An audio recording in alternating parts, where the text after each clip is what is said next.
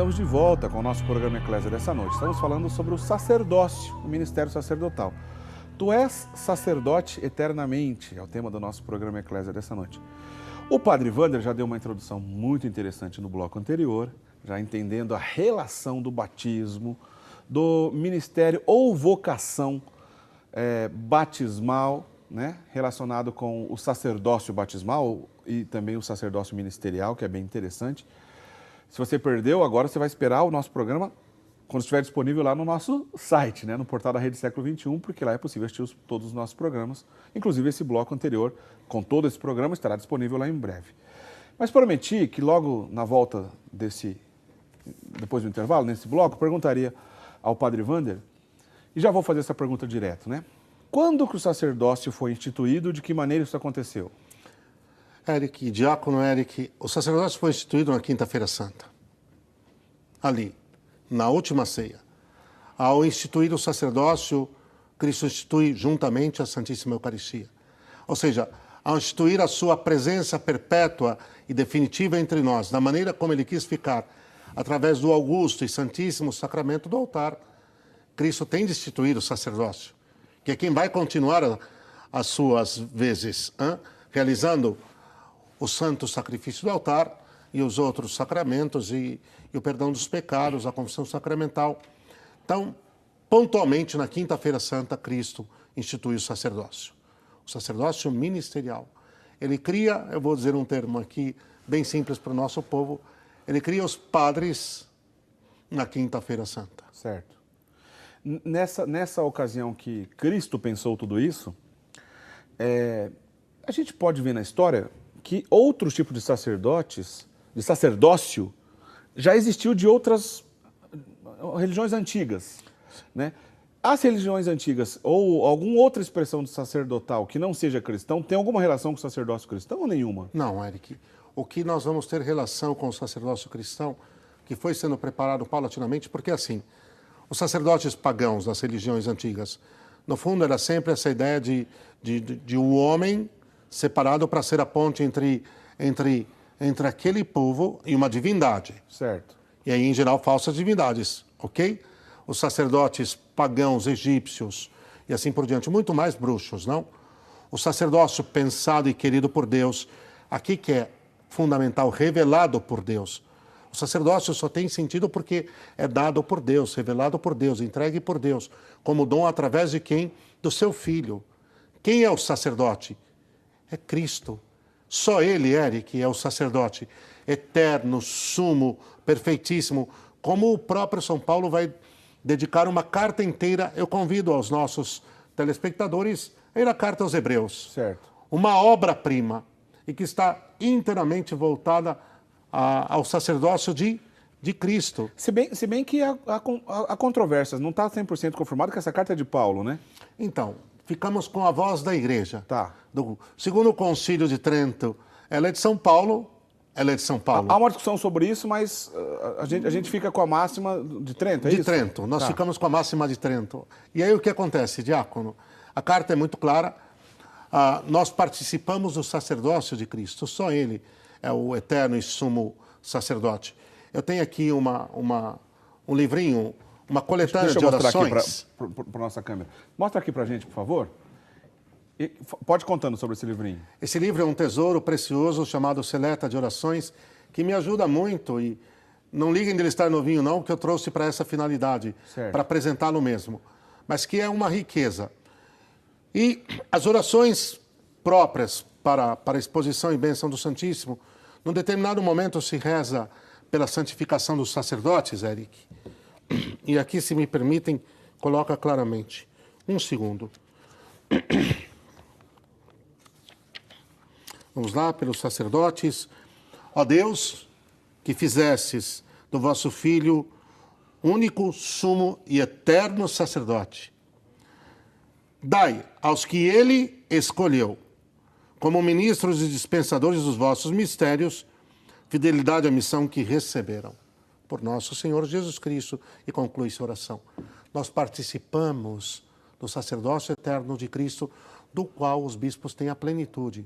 E por isso somos cooperadores da ordem episcopal.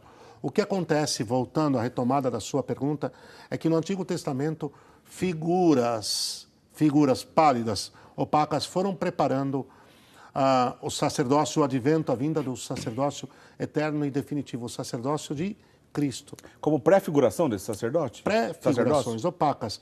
Qual que era a tribo sacerdotal do Antigo Testamento? Não vamos nem segurar aqui, diácono, mas era a tribo de Levi. Cristo não é descendente de Levi. Cristo é descendente de Judá. De Judá. Por que que ele não é descendente de Levi? Porque ele não vai ser só sacerdote. Ele é o eterno profeta e ele é rei eterno. E aí ele tem que ver daquelas 3 qualidades que foram condensadas no próprio rei Davi como pré-figuras. E nele vão ser realizadas em plenitude. Por quê? Porque só Cristo pode nos unir perfeitamente a Deus, nos santificar, revelando plenamente a verdade e nos levando a vivê-la através dos sacramentos e da vida no Senhor e, enfim, nos salvar. Tanto que ele é sacerdote, altar e vítima. Nós dizemos isso, que ele é sacerdote, altar e vítima. Mas para não destoarmos, para não irmos numa outra direção, ficamos por aqui. Interessante. Padre Wander, falando um pouco sobre a própria vocação sacerdotal, na sequência eu vou perguntar para o senhor... Não que esse tema não é lindo, hein? É que claro, iria é numa outra direção. É belíssimo mesmo. Um outro programa sobre a teologia do sacerdócio. A gente volta nisso, que é interessante. Mas falando sobre vocação sacerdotal, daqui a pouco eu vou pedir para o senhor orientações práticas sobre isso. Mas antes, com o senhor poderia contar como aconteceu? Em algum determinado momento da sua vida, você pensou em ser padre. Lá no início, da primeira vez que o senhor pensou isso, como é que o senhor partilharia isso para a gente? Porque alguém, de repente, pode estar assistindo a gente e vivendo situações ou sentimentos parecidos. Quando o senhor descobriu, puxa vida, talvez eu possa ser sacerdote. Como é que foi com o senhor? O senhor poderia contar com a gente? Bem rápido, tá. Sem dúvida. Olha, eu estava aos 19 anos, nunca tinha pensado anteriormente, fique claro, em ser sacerdote. Foi aos 19 anos que voltei a viver minha fé plenamente. Quando criança, o senhor não pensava nisso? Não pensava. Glória a Deus tivesse pensado, mas para cada um Deus tem um caminho. Certo. Ok? O meu chamado aconteceu aos 19 anos. E tinha voltado a viver a fé, e viver a fé decisivamente. E foi, me permitam dizer, a partir eu quero fazer aqui um tributo, hein? Que fui resgatado para a vivência em Deus através da renovação carismática católica. E aqui, até por causa da própria TV Século XXI, eu quero fazer esse anexo, esse tributo. Voltei a viver a fé por causa da renovação carismática católica. E aí veio o discernimento da vocação sacerdotal. Quando veio o discernimento da vocação sacerdotal, num primeiro momento, um vulcão de amor. Queria entregar minha vida, queria pôr em 1000 outdoors que ia ser padre. Para cada pessoa que eu encontrava na rua, na esquina, eu fui ajudar a trocar um pneu, vou ser padre. Eu queria... né? E muito contar bem. Para todo mundo. E Deus deu uma guinada enorme nos planos de estudo, nos planos de profissão, para não ficar longo e não ficar um programa exaustivo. E aí a gente pode combinar um só para contar isso. Certo. E, enfim, depois fui para o pároco e comecei a ser orientado. E depois comecei a viver um processo vocacional, mas que tinha essencial 2 realidades. Sem isso nada acontece, hein? Tinha vida de oração intensa, intensa. De rezar o rosário inteiro todos os dias e missa diária, Eric. E adoração ao Santíssimo diária está aqui. Nada floresce se não for aí. Não é na conversinha, não, que sem intimidade com Cristo não existe discernimento da vocação. Imagine, eu fiquei 6 anos afastado da fé. 6 anos. 6 anos. Na popular aborrecência. Certo. E quando volto, imagine, volto com Santa Missa diária. Foi uma guinada mesmo. Com rosário diário e uma fome e uma sede de Deus extraordinárias. Isso é outra coisa que eu não vou ficar contando aqui. Tinha um cabelão e amava hard rock e tudo isso ficou para trás num segundo. Mas é bonito o senhor contar isso, porque essas histórias acontecem com pessoas de carne e osso, né? Que tem dificuldade. Na paróquia eu já contei vezes e por onde passei as pessoas amam. É lindo, são lindas essas histórias. E foi bonito também o senhor lembrar da renovação carismática católica, e como o senhor milhares e milhares de pessoas têm esse testemunho para dar também, que acabou tendo um contato com Deus, com a igreja, e depois buscaram o seu caminho, cada um foi para o seu trilho. Que bem fez que a renovação carismática fez, católica, exatamente. diácono. Fez e faz, é verdade. E faz, hein? Que coisa maravilhosa. Agora, Padre Wander, o senhor já entrou no assunto que eu ia na sequência, né? Depois desse primeiro contato, desse primeiro momento que a pessoa diz, olha, talvez eu tenha vocação sacerdotal, né? O senhor já respondeu um pouco, mas indo por essa linha, o que fazer? Qual o próximo passo a ser dado? Diácono, é que aos 19 anos Deus foi revelando o desígnio dele sobre a minha... Mas houve um caminho, 2 anos e meio até entrar para o seminário. Sabe o que é isso? Quer dizer, de uma guinada, de fato. Agora, qual que é o caminho? Eu dou 3 passos aqui. Primeiro, uma vida espiritual intensa. Uma vida de intimidade com Deus intensa. Segundo, a santificação da vida que está ordinária, reta, se vivendo naquele momento. O próprio trabalho, os próprios estudos. Eu posso materializar isso para se ter uma ideia? Eu tenho jovens que eu acompanhei na minha vida, vocacionalmente, que estavam cursando faculdade, que estavam trabalhando enquanto pensavam em ser sacerdotes. Continua. Não é que agora vai parar tudo e São Paulo diz claramente que nem trabalha, não coma. Vai santificar isso. E vai ter uma vida de intimidade com Deus ali. E vai santificar o trabalho, e vai santificar os estudos, enquanto está discernindo, pensando em ser sacerdote. E saíram coisas maravilhosas, não? Então, uma vida de intimidade com Deus profunda, vida de sacramentos, vida de oração. Os santos, que maravilha tem o papel dos santos no discernimento vocacional. Os santos que foram sacerdotes, São João Maria Vianney, Santo Afonso Maria de Ligório, São Luís Maria de Montfort. Aí tem exemplos que não acabam mais. Que não acabam mais. Um exemplo melhor que o outro, maravilhoso. Eu tenho que colocar aqui, como não? São José Maria Escrivá. Claro. O grande São José Maria Escrivá. E depois, continuar firme onde se está. Não vai se parar, se congelar tudo num segundo.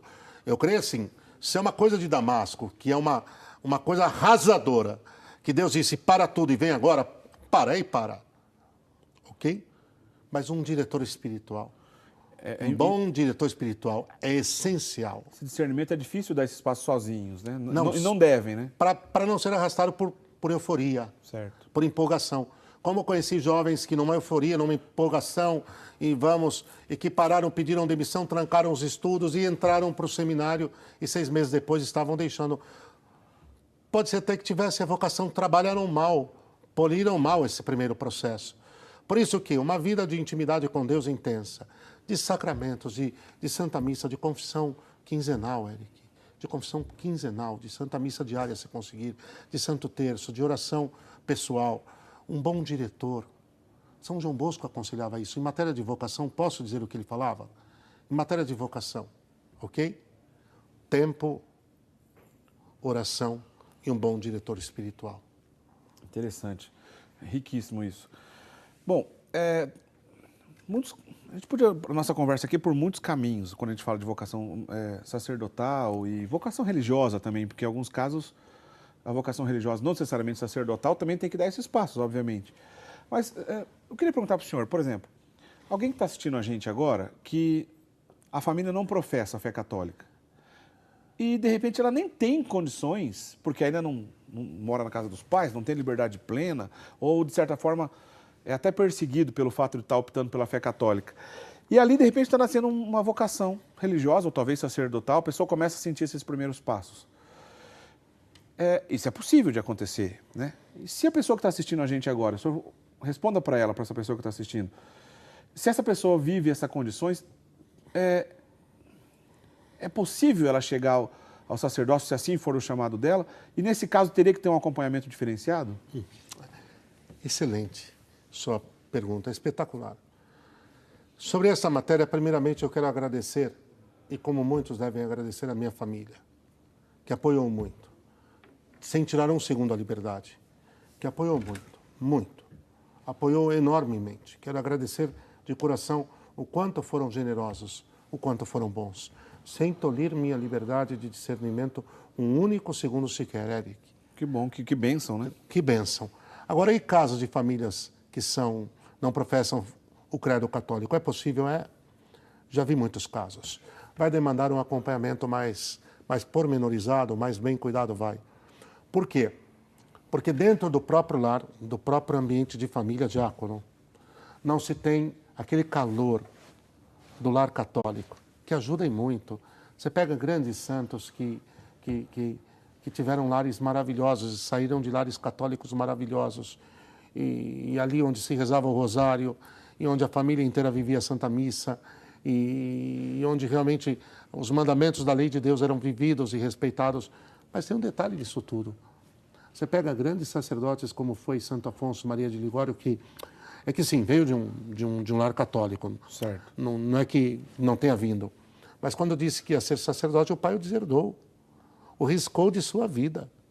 E disse que não queria vê-lo mais. Não chegou a ser sacerdote, mas foi diácono o próprio São Francisco, não? Verdade.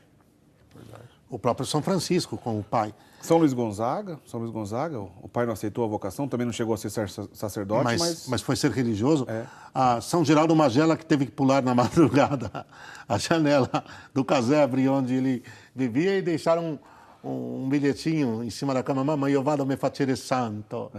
Mamãe, eu vou me fazer santo Agora, quando realmente um ambiente é ferrenho, Eric, eu vou ensinar aquilo que aprendi de São José Maria Escrivá. Muito carinho com os pais, muito carinho com a família, muita ternura, muita paciência, muita mansidão, sacrifício. E num determinado momento eles já vão compreender. Acredita nisso. Mesmo que não aderam à fé católica, vão compreender que existe ali algo de precioso. Fiquem em paz, de qualquer maneira. Até porque quando chegar o momento de entrar para o seminário, então vai poder deixar a própria família, o próprio lar em paz. A questão é não criar uma cruzada religiosa dentro de casa. Eu posso já tocar nesse assunto? Não querer, então, agora fazer uma espécie de proselitismo, que é necessário, um bom e saudável proselitismo, mas um proselitismo ferrenho, de índole que agora nós vamos... Usei um termo talvez até equivocado, as cruzadas foram boas. Sim. Mas não querer criar uma cruzada no sentido negativo, não? Como se quisesse abrir a boca para sair convertendo todo mundo. Todo mundo, de uma forma... a torta e a direita. Volta a me corrigir. As cruzadas foram na sua essência, foram boas. Mas então, carinho e paciência com a família, mas dá. Principalmente, Eric, se tiver uma vida espiritual intensa, se tiver um bom diretor espiritual, um diretor autorizado que acompanhe, e se mantiver na senda que for traçada. Dá para acontecer, existem N casos. Agora, se no primeiro obstáculo se abrir as portas ao vento gelado do desânimo, da apatia, é preciso que o jovem tenha claro qual que é o meu ideal de vida. Primeiro é como filho de Deus, aí é que está. Também não adianta um mocinho, Eric, pensar em ser sacerdote sem antes estar vivendo a sua vocação batismal. Como é que está a castidade? Isso é um bom indício para a pessoa que está pensando ainda no discernimento. Voltando um pouco atrás, ainda antes dos primeiros passos, como discernir essa vocação, né? Como é que está a castidade? Como é que está a minha vida de oração? Como é que está a minha santificação do dia a dia? Como é que eu penso em ser sacerdote? Se o meu trabalho sai extremamente mal feito e de quinta categoria, o meu trabalho sacerdotal vai sair diferente desse que está sendo feito aqui agora? Entende onde eu estou chegando, Eric? Nananina, não. Não tem virtude aqui agora, vai ter depois. É outra história. Agora, é que, posso dizer, Eric, é que ser sacerdote é maravilhoso, é apaixonante. E vale a pena. E vale a pena dar a vida, e vale a pena rasgar. Mas se é para dar tudo. São José Maria conta, desculpa, mas já citei ele 3 ou 4 vezes. Fica à vontade. Que a única vez na vida que ele viu seu pai chorar, e isso está disponível na internet, nos vídeos, foi quando ele disse para o pai que ele ia ser sacerdote. E o pai olhou para ele chorando e disse: se for para ser sacerdote, para abrir mão de um amor humano, de uma família, entende o quanto isso vai custar. Só vale se for para ser santo. Vale a pena ser sacerdote. Que bonito. Vale a pena ser padre, mas olha o papai dele. Só vale a pena se for para ser santo.